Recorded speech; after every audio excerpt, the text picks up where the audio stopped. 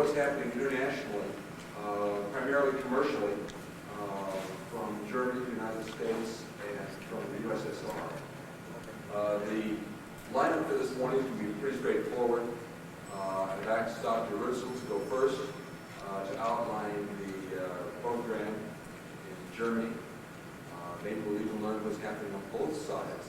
That's an interesting combination coming together. Interestingly, right after unification, and I happened to be there with my wife, we started sending letters to Germany, and they came back. They said, no, you must specify. Was it formerly East Germany, or was it formerly West Germany? I thought that's somehow the Germanic influence that's coming back in spades. We trust at a certain point in time that delineation will be extinguished. Second on the program will be Cass to tell us about Lockheed's approach towards international programs.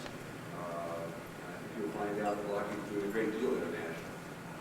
And all that cleanup, covering what's happening with Bob Cosmos and the USSR and various projects that are underway. Having said that, let me give you a bit of Dr. Wurzel's biography. He is in the Washington office of DLR, and don't be confused as to what DLR is. He's assured me that he will cover the various organizations within the German space establishment. He studied mechanical and aerospace engineering at the technical universities at Aachen and Stuttgart, and after graduation joined DLR's Institute of Structures and Design in Stuttgart. He has also been in the United States in 82 and 83. He was a visiting scientist at Wright-Patterson Air Force Base in Dayton, Ohio, at the Materials Laboratory. He comes to us with a deep background of what is happening in Germany, and maybe he can shed some light on what they are doing and give us some perspective on what we are doing. Dr. Wurzel. Okay, good morning. I appreciate the chance of having the opportunity to talk to you a little about German space policy and international cooperation. Just one word to start with. If you have troubles with the postal zip codes, you have to keep in mind that a lot of cities like Frankfurt appear in both parts of the country. Okay, let me also briefly tell you, I represent the German Aerospace Research Establishment and since January this year, the German Space Agency.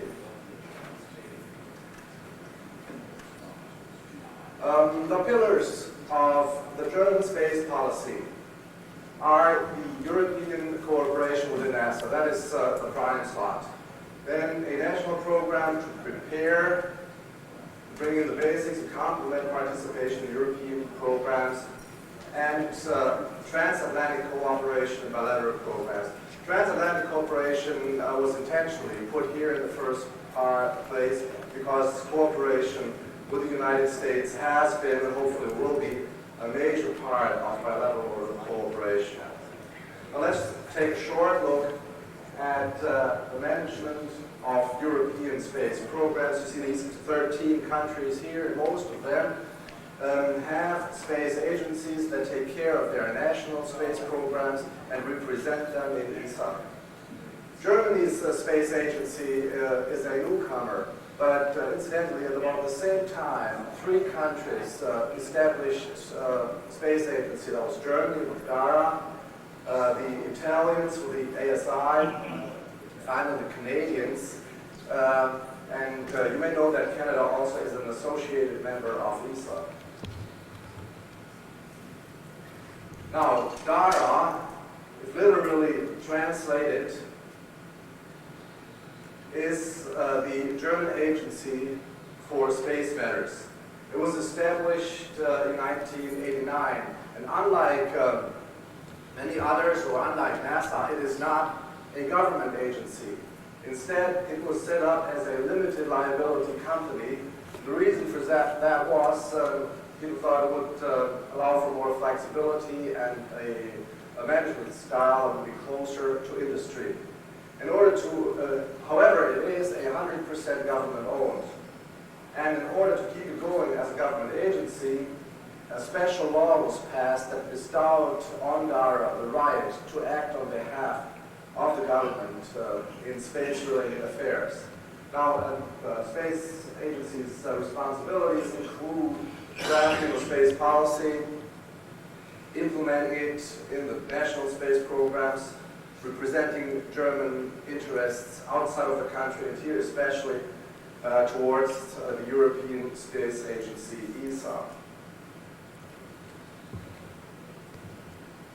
Let us take a quick look at how it is organized. Space Agency DARA receives its directions from a cabinet committee which is chaired by the Chancellor, and this committee is assisted by an Undersecretary's committee. The Supervisory Board has 13 members, 8 of them from the ministries that are to some extent involved in space and foreign affairs, then 2 from industry, 2 from academia, and also the chairman of the German Aerospace Research Establishment is presented. Basically, there are 3 major divisions apart from the administrative department. Then we have 2, space infrastructure, responsible for the programs, ground infrastructure, systems development, and for utilization, science, Earth observation, and applications. Now, DARA basically is a very small agency. I said it was established in '89. It hasn't reached its full size yet. It will, by the end of this year, probably have about 300 members. With that size, DARA has management functions only. And DLR provides operational and research capabilities. So, roughly, the 2 agencies, DARA and DLR, are kind of Germany's NASA. DLR, let's come to this organization, is the German Aerospace Research Establishment, is a national center, research center is Germany's largest engineering research establishment. Its objectives are research leading to industrial application, construction and operation of major facilities and ground infrastructure, basically installations that are too costly or too risky for industry to operate. In the astronautics sector, DLR operates facilities for space missions, like equivalent to the Mission Control Center in Houston, astronautics training, remote sensing, center for data processing, automation and robotics, and finally research into propulsion. A quick look at the organization of the German Aerospace Research Establishment. There's 5 research divisions into the various fields and 1 scientific technical facilities department. Those research departments have or comprise about 21 research institutes which are located in 5 national field centers for the expression used here, and some other locations all over Germany.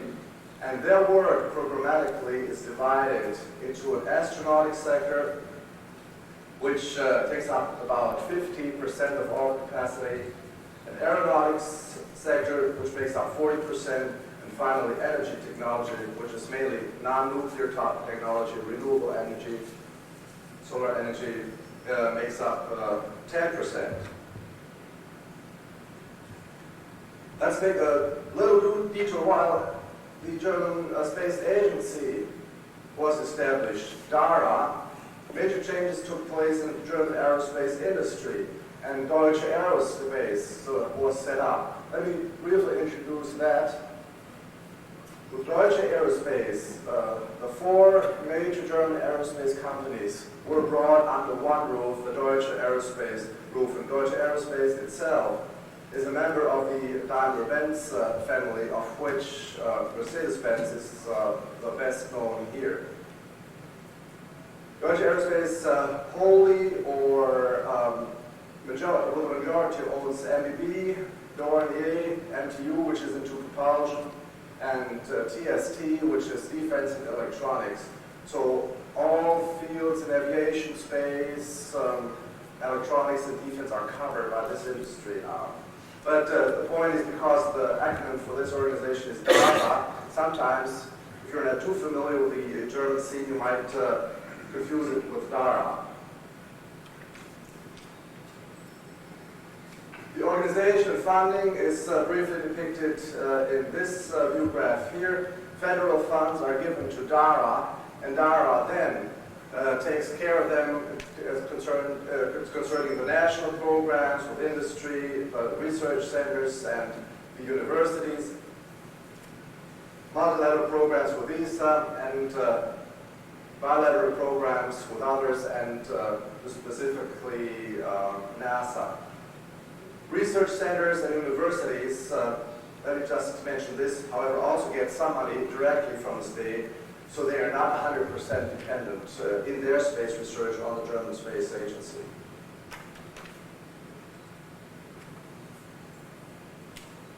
Let's take a short look at how much money Germany spends in space. In 1990, a total of 1.47 billion German marks was spent for space. As you can see, the largest chunk of money are about 60% of that amount were contributions to ESA. 40% were invested into the National Space Program. And here, utilization and infrastructure, money spent on utilization and infrastructure combined, microgravity ranked in the top position. Now these roughly 1.5 billion correspond to 18% of the total amount that German Ministry for Research and Technology spends on research. It also corresponds to about 2% of the total amount of money Germany invested in R&D. In terms of percent of gross national product, this is that's a very small figure, 0.05%. Here we are. And that's less than 1/10 of what the United States spends for space. It is also less compared to what our neighbors, France, twice as much, and even Italy spend. A short look on this year's budget.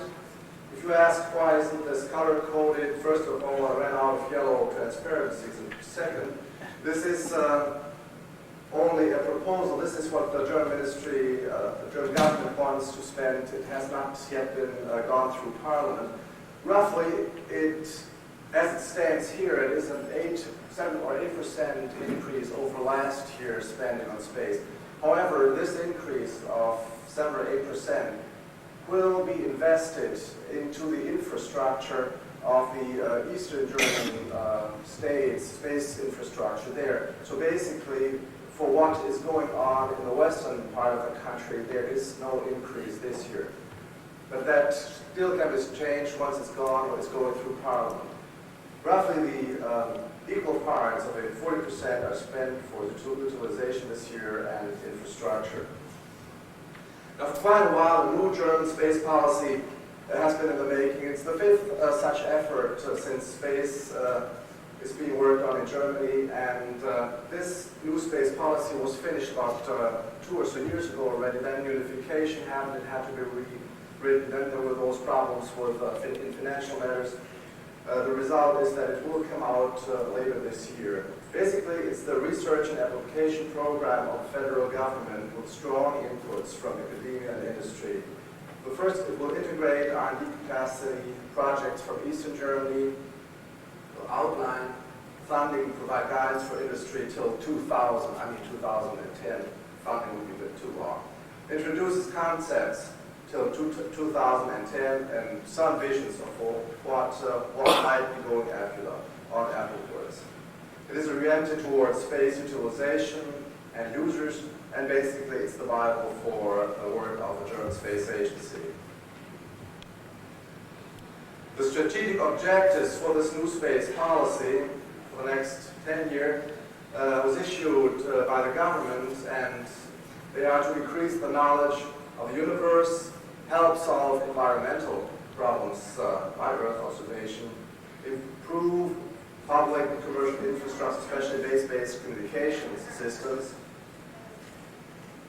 help the German industry make access to and utilization of space easier, promote international cooperation as an important part, and accomplish verification of arms control agreements. This is an important point because up to now, German space policy was absolutely free from any military influence.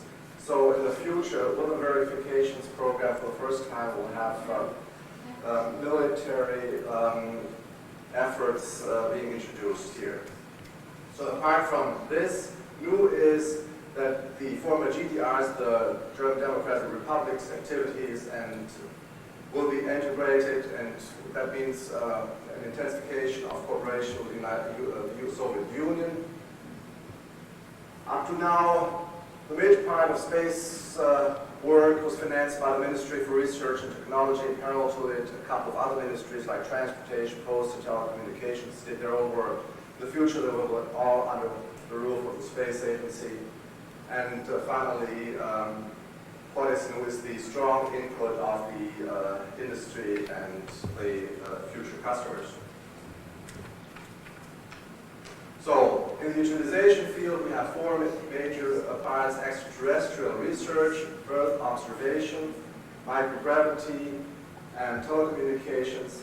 And with ESA, the major points are the Ariane 5 launch and development program, Hermes, Columbus, European Retrievable Carrier, which stays out there for about 6 or so months, and Space Lab.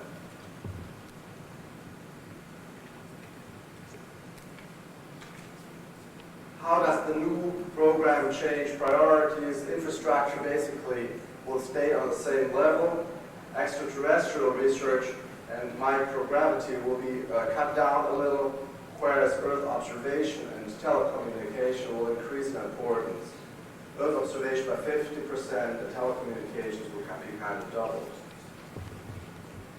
Let's switch to international cooperations. We have mentioned that cooperation with ESA is vital in the German space program, but there is a couple of bilateral cooperations going on, of which the one with the United States is, as we see in a second, the most important.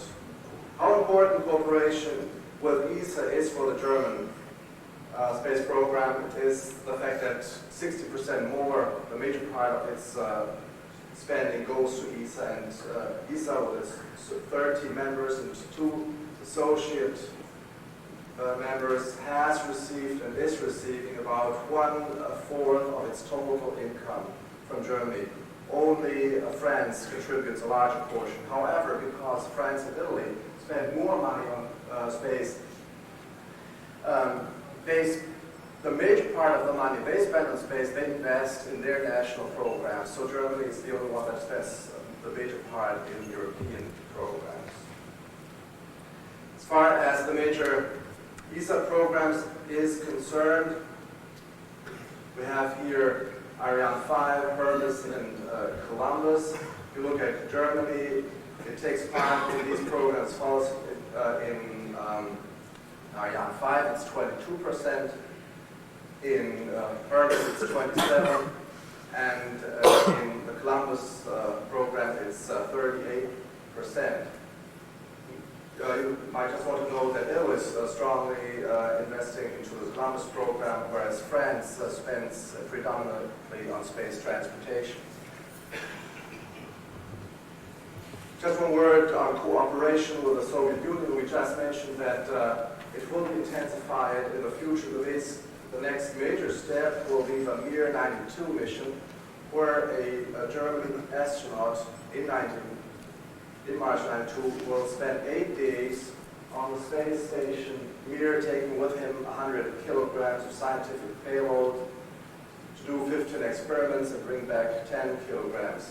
Areas of future cooperation will be extraterrestrial research and Earth observation and atmospheric research. These two are basically a continuation and expansion of what the former German Democratic Republic has been involved to, and it will also include microgravity research. Let's come to US-German cooperation. It has been going on for a while now. Some highlights, I won't go through them in detail, are listed here. Let me just mention that in 1983, the first space lab mission took place with German involvement. It was an ESA-NASA mission, but you know that space lab under ESA leadership was built in Germany.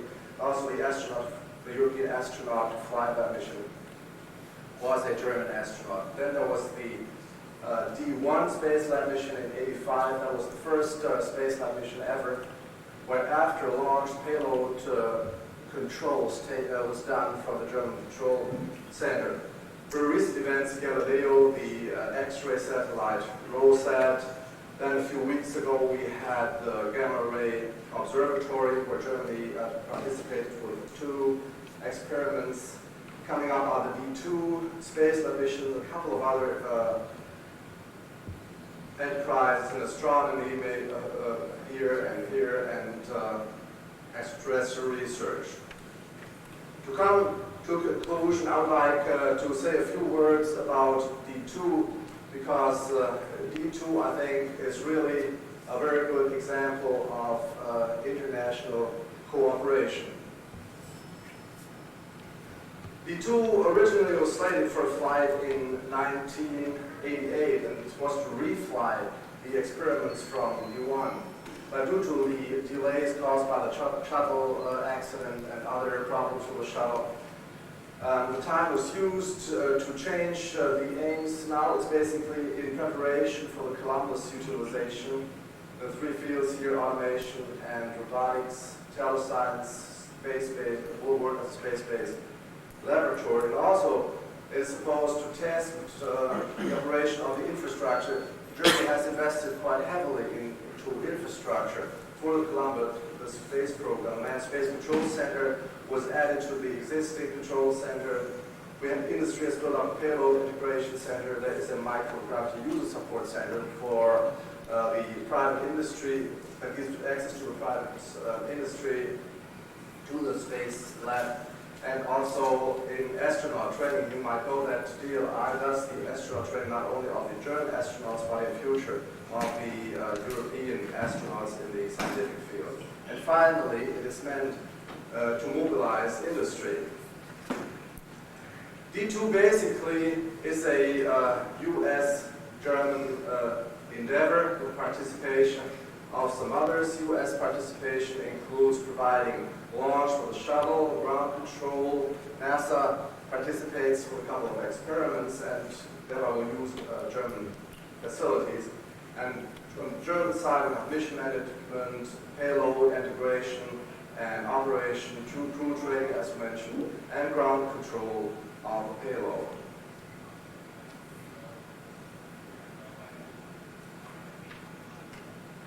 Short look at the experiments, about 9 or so. Most of them are from the German side: DARA, DLR, and DMFT. ESA and the French participated with 20, NASA with 3, and Into Space, you know, that little conglomerate of companies, German and international companies, brought aboard 5 Japanese experiments. The variety of organizations participating brings about a very colorful project management picture. Here you see on the program level we have MTI, PAC, NIST, ESA, various German organizations. NASA program authority is with the German Space Agency. On the project level, same picture with the project management and DLR. And well, we won't go into the details of the implementation level. All these organizations also have their share. And the final view graph here gives you a short overview of how much that is going to cost at the present time if there are no further delays. The total is $574 million. 491 of those will come from DLR and DARA. NASA contributes 30, ESA 40, and industry will appear 13 million. And that money will be spent, 167 million on launch services and mission support, and the rest for experiments, payload elements, mission performance, and mission management. That concludes my presentation.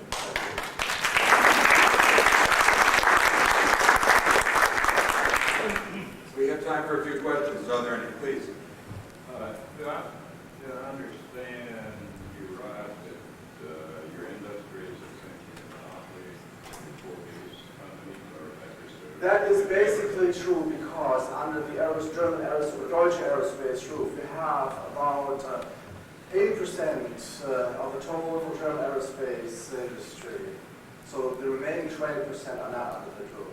There was a fight inside Germany of whether that should be allowed because it would be a German monopoly. But Deutsche Aerospace was established in preparation for what is going on after 1992 when the German aerospace industry has to compete with other European aerospace companies. Airbus, the French have merged. So in order to get ready for that, you need because other countries then can participate in German programs if they want to.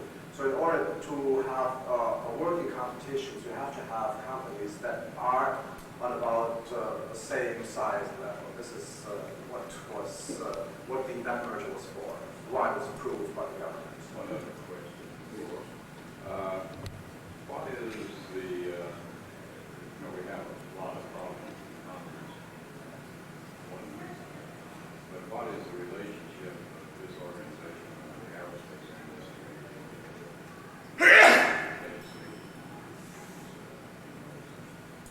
Or this independent, or do I go, I assume they have competing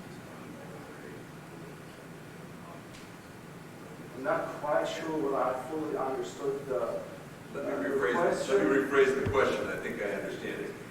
Would you say that the German model is closer to the U.S. model, where industry and Congress are at each other's throats, or would you say it's closer to the Japanese model, where they work hand in hand to accomplish their goals?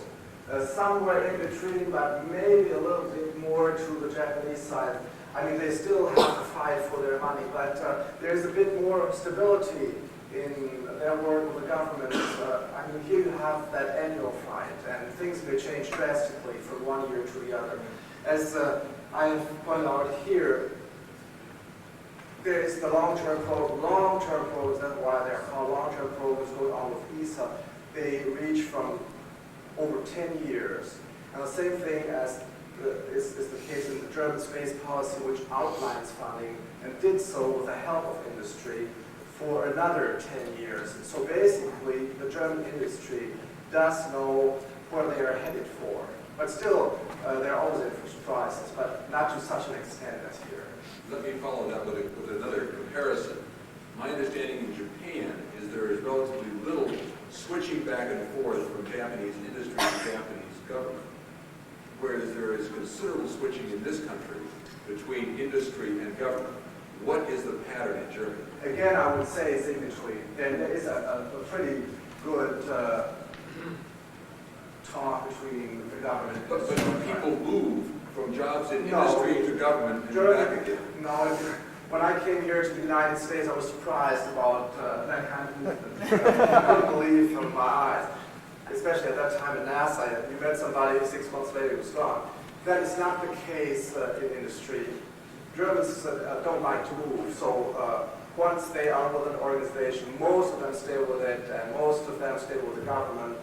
So this kind of switching does not take place, definitely not. To some extent, yes, but by no way comparable to what's going on here. Yes, sir. What sort of strengths or benefits does the former East German Republic bring to the German space program? Basically, very little. They were active. They didn't have a space agency. That indicates that it wasn't very much. On the other hand, there were two things to mention. One is a major institute called Institute for Cosmic Research, which is situated or located near Berlin, and the other is an optical company, which may be familiar. That's Carl Zeiss in Jena. And they produced optical instruments for Earth observation and for astronomy. So through Intercosmos, Eastern Germany did cooperate with the Soviet Union. And those treaties that were existent ceased to exist because Eastern Germany was incorporated into West Germany. On the other hand, the idea, the intention is those that are of mutual benefit will be continued, and the new German space policy specifically says that this is the case for extraterrestrials and Earth observation, so this will be continued and expanded. But compared to the amount of money invested in Western Germany, it was very little. But it complements what is in West Germany, so basically it is a benefit. Let's take two more, yes. We had an article in Space Week concerning a recent change in funding level for the German space program. Are you familiar with that? Or No, there has been no such change yet, because, as I said, the money that the Federal Ministry for Research and Technology said it was willing to pay is above the level of last year's. However, first it has to go to Parliament, and then, second, what actually happens will be decided also in the European context later this year in fall, when the ministers of the ESA, of the countries participating in ESA, will decide on the continuation of the big ESA programs. My idea is that, depending on what happens for the space station, that they will be stretched, but that none of the major programs will be canceled. okay, the impression that we got was that due to the reintegration of Germany, We can't hear what you're saying. You the know. cost Conversation. due to the reintegration of Germany, the costs were exceeding what we were expecting, a substantial reduction in the contribution to the space program. So you may Yeah. want to put something else in there. Again, the money set aside for space is higher than, the budget is higher than last year's, but that increase is to be directed toward the Eastern half. But still, sometime this month, Parliament will decide on it, and then we'll know, will they leave the budget as is, will they cut down on it? It is true that there's a severe shortage of funds, but so far things look fairly well, but definitely the increase in space spending in the next 10 years will by no means be that high as originally projected before unification. Let me take one last I one. just wanted to ask you what the alternative plan is if we don't get space station. How does Germany look at that? Yeah, that's kind of difficult to tell because Germany is one of 30 members, although it invests or it contributes 25%.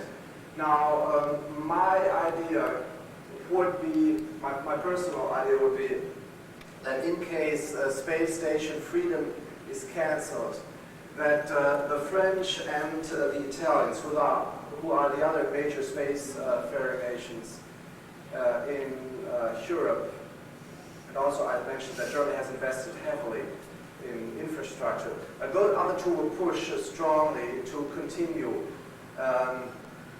There's no problem with Ariane 5. That will go on as planned from the start.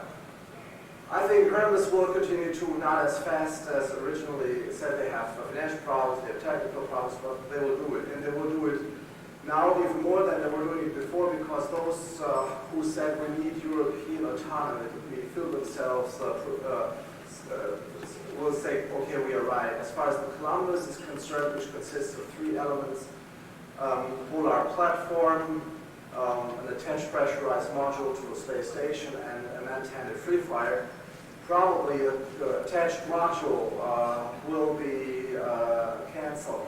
But then there might be something that might increase the unintended free flyer and have something a little far later than originally intended, as that free flyer unmanned and sometimes manned as soon as Hermes is there. And also, I don't know what happens, whether they might want to ask for some launch assistance from the Soviet Union. That is open. But I do not think that the space station programs on the European side will be canceled.